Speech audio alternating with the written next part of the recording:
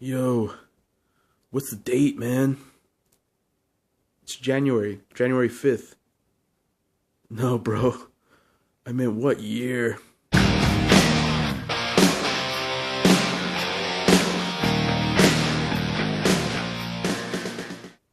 Finally got the new Guns N' Roses pops in, and already they are looking really good in the box. Of all the bands out there, I think Guns N' Roses are the ones I would have wanted to be made into pops because they are one of my favorite bands of all time. It is the first cassette I ever bought was Appetite for Destruction, and the first CDs I ever bought were the Use Your Illusion CDs. Really love those three albums. They're some of my favorite albums of all time. Used to listen to them nonstop. The box art is pretty nice. It's like some etched roses back here on like, I don't know, like some gunmetal looking color. Got the classic logo up there.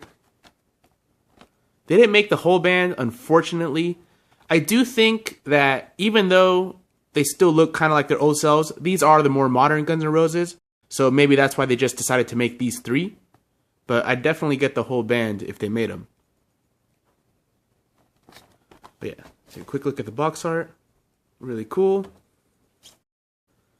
And I ordered these from HotTopic.com and they came in perfect shape.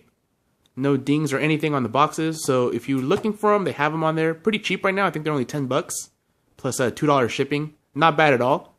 Man, if they would have made chase variants where the face is a skull, like the classic Appetite for Destruction album cover, man, I probably would have gone up to $100 a piece on those. Like if I had to rebuy them on eBay and couldn't find them, if they would have made the skulls, that would have been so cool.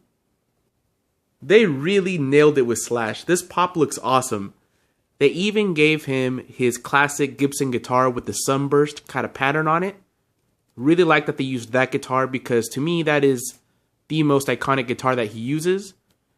They got his hair just right, and thankfully they got the paint done really well because there's a lot of areas that could have messed this up here with it being over the glasses and the face. But they got that absolutely right. I like that they gave him a cigarette. And his jeans are even kind of tattered on the bottom. He's got his Converse on. They even put that Slash tattoo that he has. And you can't even see it and you can't really turn it. But they did give him the Guns N' Roses tattoo on the side there.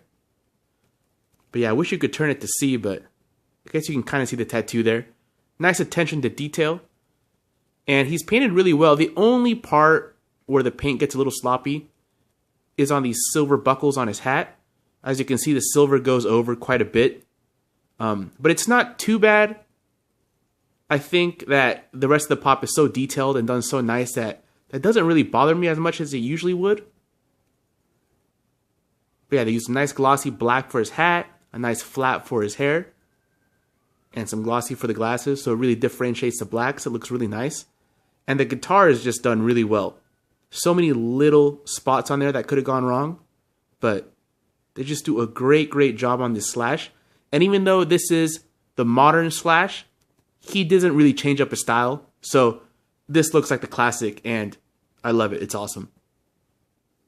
Duff Mckagan is the one that looks the most different from his former self when Guns N' Roses were at the height of their fame. And it's understandable because he used to have this huge teased out blonde hairstyle, like bleach blonde hairstyle that it looked cool back in the day, you know, especially when he had like his ripped jeans and like leopard cowboy boots. He was totally flamboyant. But nowadays, that kind of hairstyle would look pretty silly and kind of lame when you're getting a little older. So it's cool that he cut his hair, even though I would have preferred the pop being the classic Duff from Use Your Illusion and Appetite for Destruction. That kind of look. Because right here, I don't think I'd recognize him as Duff right away. I mean, unless I was really hardcore following, you know, modern Duff's music, but I'm not. But his tattoos look really good. They did a good job with those tiny details.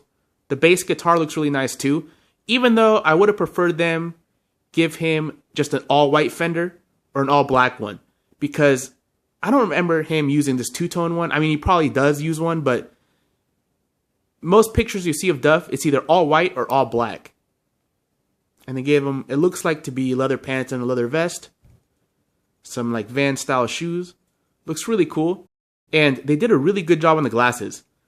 A lot of the pops with glasses, they can be hit or miss because the glasses can look kind of wonky on them, kind of bad. But they did a good job with it. And you can even see his eyes underneath. Where like the Slash one, they painted him in. And you can understand why they painted him in because, you know, the hair and everything. It would have been just too much to have it like this one. But yeah, it looks really good on here. And yeah, I'm glad they made Duff. Because at first, I think they were only going to make Axel and Slash. And Duff was one of my favorite ones. So glad they made him. And finally, Axl Rose. Probably one of the most frustrating guys in all of rock and roll. He's kind of like the Kanye West of rock and roll, man. Because this guy would just be super late for concerts. He'd cut concerts short. He was kind of a dick with that. Well, thanks to the lame-ass security, I'm going home. But he was awesome. He had one of the coolest voices ever. I think if it wasn't for Slash guitar or Axl's voice, Guns N' Roses would not have been as big as they were. He had such a unique voice, such a unique way of singing. People loved imitating it. Really cool. And I'm glad they gave him the kilt, the classic bandana with the sunglasses on top. Again, the sunglasses are done really well. And they gave him kind of like a little football jersey. Even though this is the modern Axl, this guy definitely looks like classic Axl. And I wouldn't have been able to guess that this is modern Axl. I'm glad they gave him the Appetite for Destruction tattoo there. So tiny, and look, it looks really good for how tiny it is. It's painted pretty good. The only flaws I see are some of the silver coming up on his hand, but it's not too bad. And the bandana is actually done super well. Really liking it. I really like the poses in too. It's dynamic.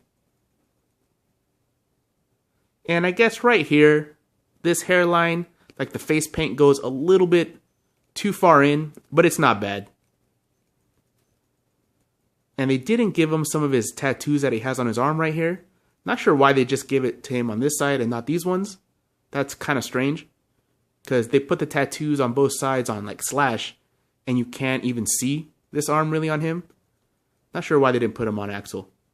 But yeah, Axl looks really good, and this is instantly recognizable as Axl Rose in a pop form. Really, really awesome. Honestly, these may be my favorite pops that came out in 2016. I really love them. They came out excellent. The only thing that is kind of sucky is that Slash is a little unstable on his feet. I think he should have came with a stand. Maybe all of them should have came with a stand because I really want to display these out of the box. But they're not exactly steady. Duff isn't that steady either. Axl is probably the steadiest one, but I can see Slash falling over a lot. That's the only thing. Because other than that, they're perfect. I got these from HotTopic.com at the end of December when they're having a really good deal. I want to say they were under $10 a piece with $2 shipping. Not bad. I haven't seen these in the store anywhere. But if you're looking for them, I believe they still have them on the Hot Topic website. And they're still about $10. Alright guys, thanks for watching and take it easy.